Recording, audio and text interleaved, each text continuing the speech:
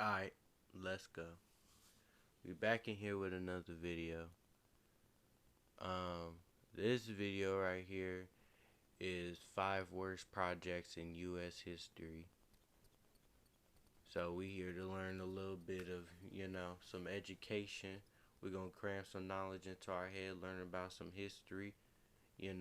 Black History Month is, just ended, so I probably should have reacted to this on Black History while it was still Black History Month, but unfortunately, we're here now. So, as they always say, better late than never.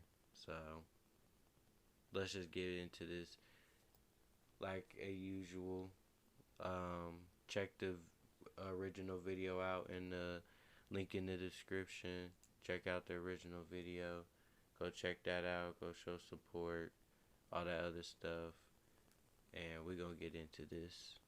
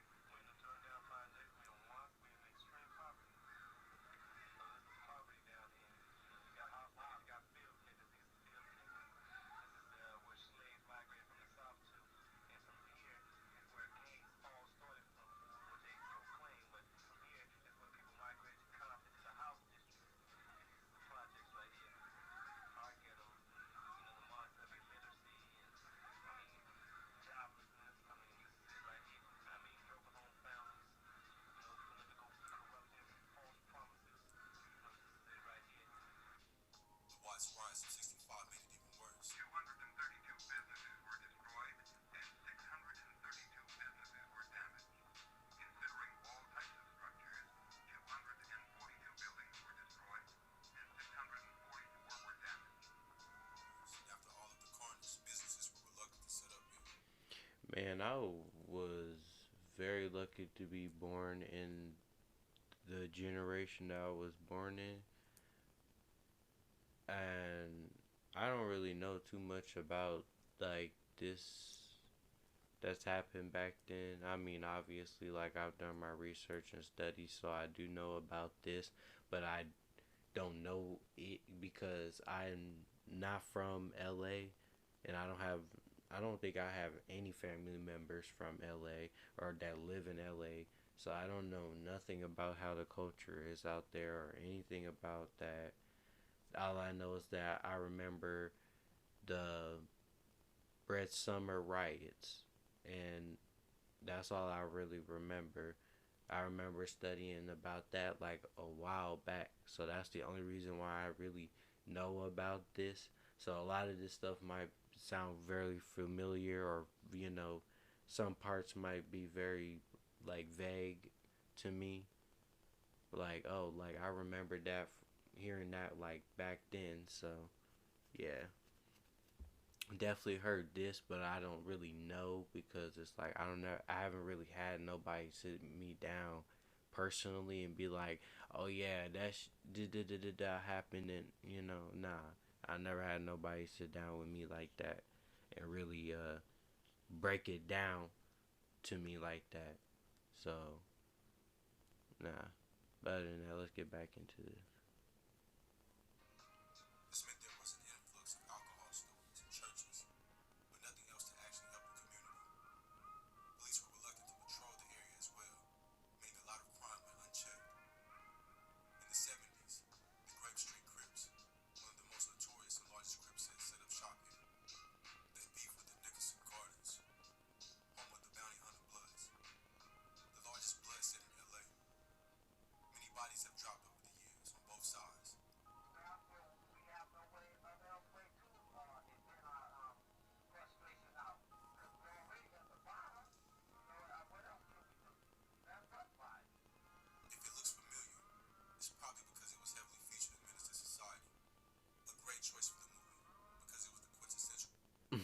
That's all I'm thinking about in my head too.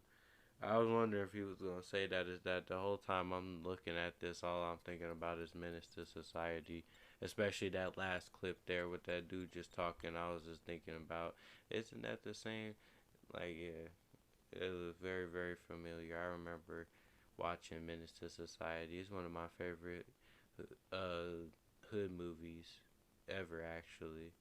So I would definitely watch that movie over and over and over again. Although it is sad at the end, but to me, it's such a like nostalgia because of the time I watched it at, and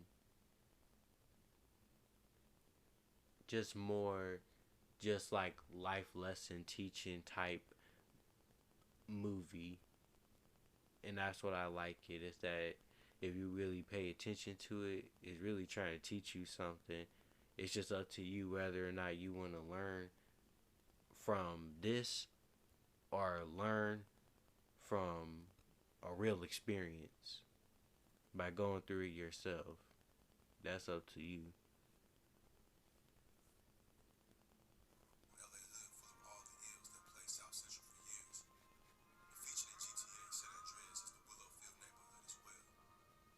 Some notable alumni joined Downs include O3 Greedo, Tyrese, and Flojo.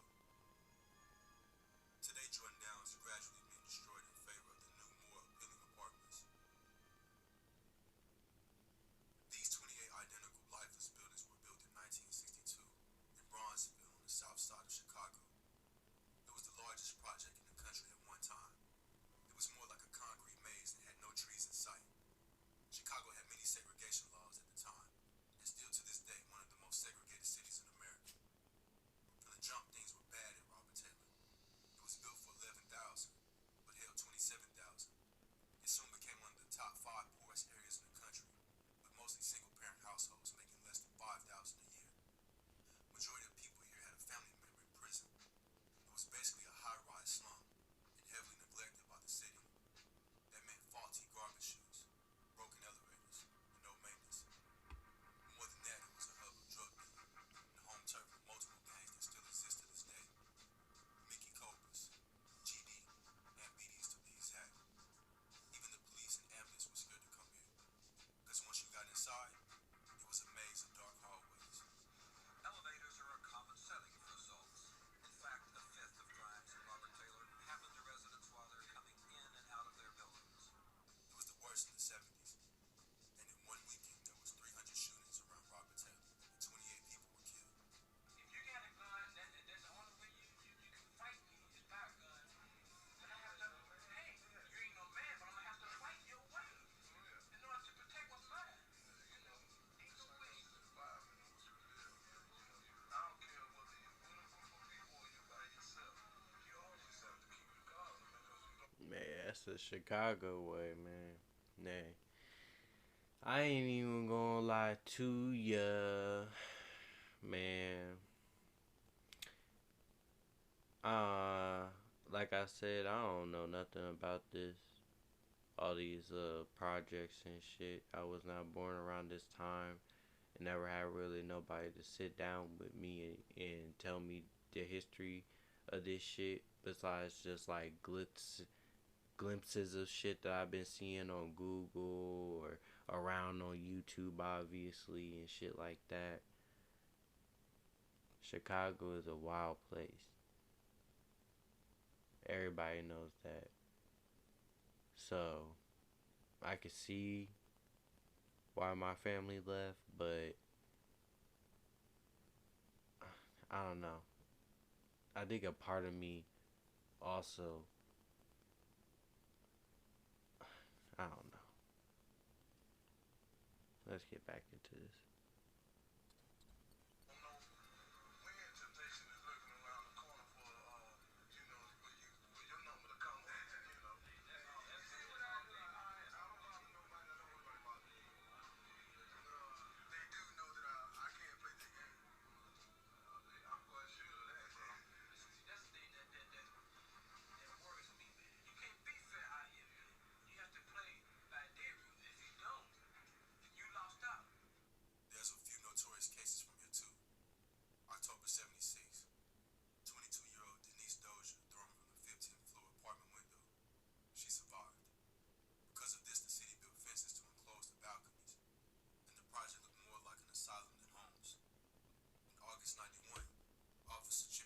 shot by a sniper. He died 2 days later. Some famous faces were able to make it out of here. Mr. T, Corey Holcomb, Netflix killed Blockbuster. Uber killed taxi cabs. And now there's Kenny Duckworth, Open Mike Eagle, all hail from Robert Taylor Holmes. Kendrick even raps about this briefly on his song Duckworth, describing his father's story. He raps, he came from the streets, the Robert Taylor Holmes, Southside Project, Chirac, the Terror Dome. Currently, the city moved out all of the residents by 2005. It was completely demolished by 2007. This north side of Chicago. Hey, he said that Terror Dome. Hey, like I said, Chicago's a wild place. Like you, it's definitely wild. Like it's so many lies that people that you could live in Chicago. That's what makes Chicago so special. Is that like for some people like you could live in Chicago and like not be around no shootings at all. Just live like a frat boy type like suburban life. But then there's like a whole nother side of the world in Chicago that's just like, bro, like if you slip up, your ass be down there, and you, hey, fuck down there if you want to, shit. And so this is, hey, Chicago is a wild place. Chi-Town, wild place. Chirac is a wild place. I love visiting Chicago, honestly, but ooh, it is a wild place, man. I love it. I love Chicago. I love the city, but it is wild. It's wild. Project was home to 15,000 and was the largest housing project on the whole planet at one point.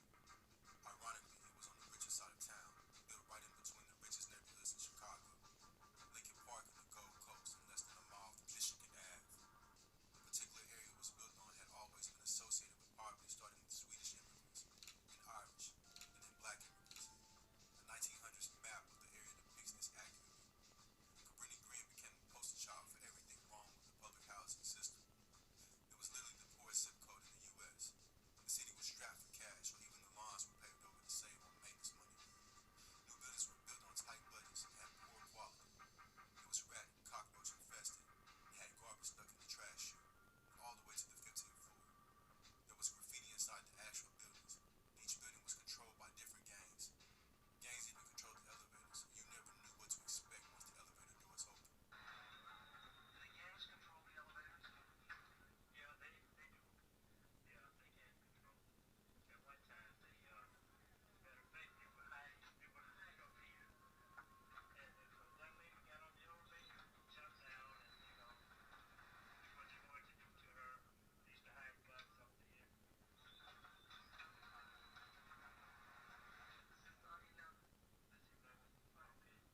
Pretty dark out there. Yeah.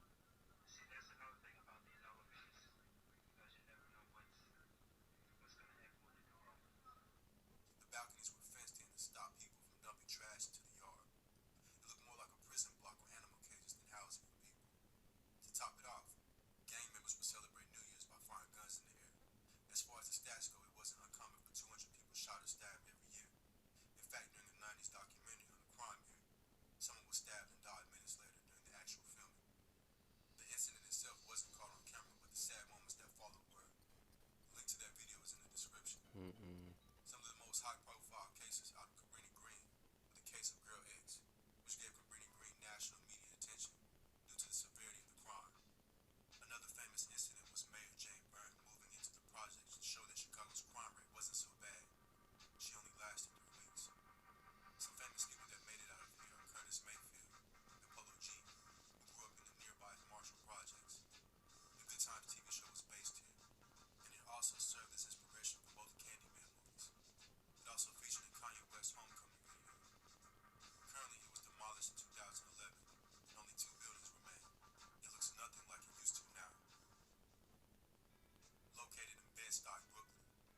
Marcy houses were built a few years after World War II in 1949. Before we continue on with this one, I normally don't really do the whole videos, but since I only like really record like 10 minutes of a video and then end it and then just let y'all go watch the original video, it's like shit. I might as well just watch the rest of this shit unless I'm gonna just end it off on a cliffhanger or something, which nobody really likes. So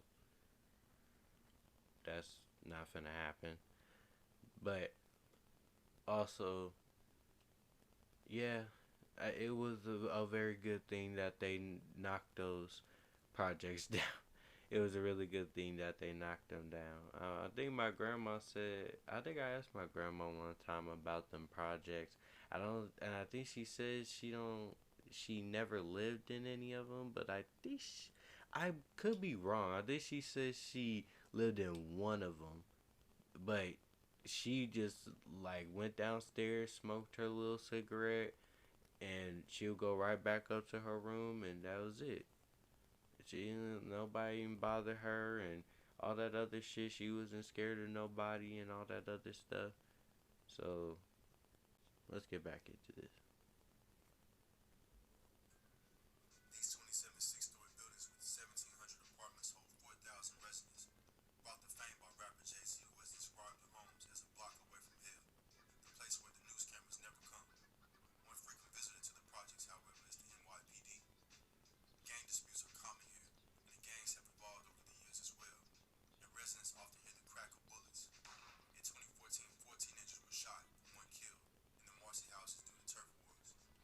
Crack hit the Marcy houses hard in the 80s, like the rest of the inner cities in America. Many young children sold crack to take care of themselves because a lot of their parents turned into crack fiends. Jay-Z himself admits to selling crack in Marcy as a teenager. He almost lost his life on multiple occasions. To make Marcy's situation worse, on December 20th, 2015, 2 police officers were shot and killed a block from the Marcy homes. Since the shooting, police have been scarce in Marcy. New Orleans is a city that is rich in culture. The city is often associated with jazz and a good culinary scene. However, the city has also a much grimier side to it, one that's a lot less tourist friendly.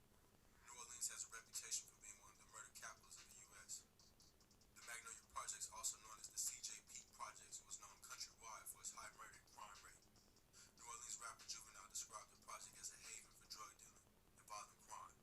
In a song, he described it like this: "On New Year's, lights get shot out at 6 o'clock, 4 or 5 o'clock in the morning, you're gonna be getting shot." The trials and tribulations inspired many Magnolians to make it out. Several of the rap man's big names were born and raised in the Magnolia Projects and share their struggles through their music. Artists like Birdman, Juvenile, and Turk all hail from Magnolia. A young female rapper nicknamed Magnolia Shorty was one of the many victims of the violence that plagued Magnolia. The rapper was shot to death in 2010 in her car not far from Magnolia. 2 men pulled into the apartment parking lot right after she got home and unloaded into her car. She was hit 26 times. Her murder still remains unsolved. After Hurricane Katrina hit in 2005, nearly 600 people were evacuated from Magnolia. It became a ghost town. In 2008, they were completely demolished, replaced by a new housing development called Harmony Oaks. Mm-mm.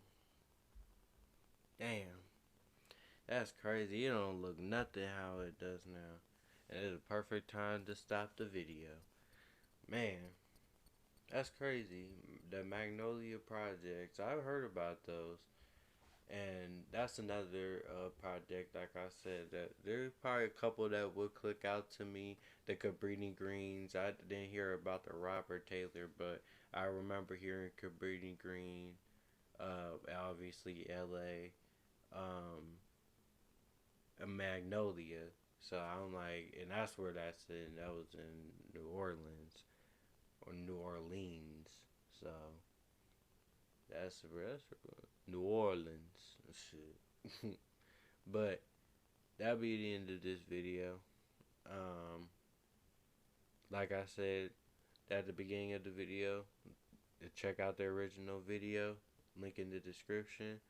Like, comment, and subscribe. Share this with people. share this with your people, share this with your folks, with your close ones, your family, your friends, all that good shit. And yeah, that'd be the end of this video. Alright, bye.